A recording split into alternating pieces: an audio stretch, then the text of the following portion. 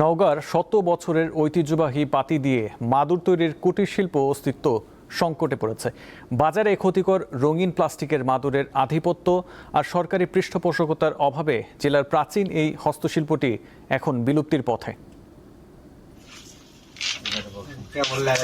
শত বছরের ঐতিহ্য মাদুর শিল্প।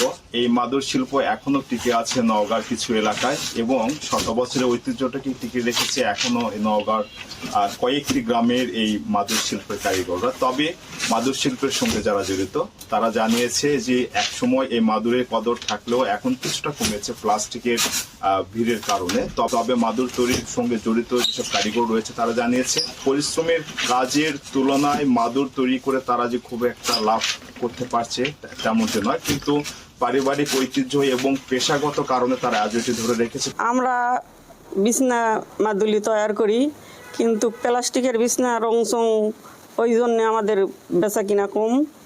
আমাদের বিছনাগুলো তৈরি হচ্ছে কিন্তু বিক্রি মূল্য দামে পাওয়া যাচ্ছে না। 50-60 বছর পার হয়ে গেছে করতেছি, কিন্তু আমাকে যে কাজ করি সে কাজ অনুযায়ী আমাকে মর্যাদা আসে না। বছরের 6 মাস আমাদের এই মাদুরিটার মূল্য একেবারেই কম সীমিত থাকে। 4 মাস আমরা একটু মূল্যটা বেশি ভালোভাবে পাই, আর বাদ বাকি সময়টা আমাদের বসে থাকতে হয়। আমাদের মাদুরি বিক্রি করে এই টাকা দিয়ে আমাদের সংসার কোনো রকমে চলে। আগে হয়েছিল প্রচুর ব্যবসা হয়েছিল আগে, এখন একটু ডালছি যেটা খারাপ। তারপরে ওই করি কয়েকদিন থেকে ব্যবসা করি, সেই ক্ষেত্রে আমরা আজকে কি আছি কোনো রকম।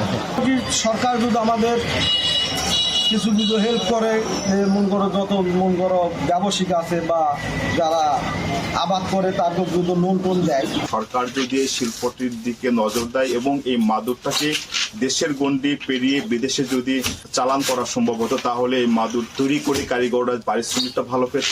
নতুন উদ্যোক্তাদের মাধ্যমে এই মাদুরটি আরো বিস্তার লাভ করতো। মোহাম্মদ আব্দুর রউফ, দীপ্ত নিউজ, নওগাঁ।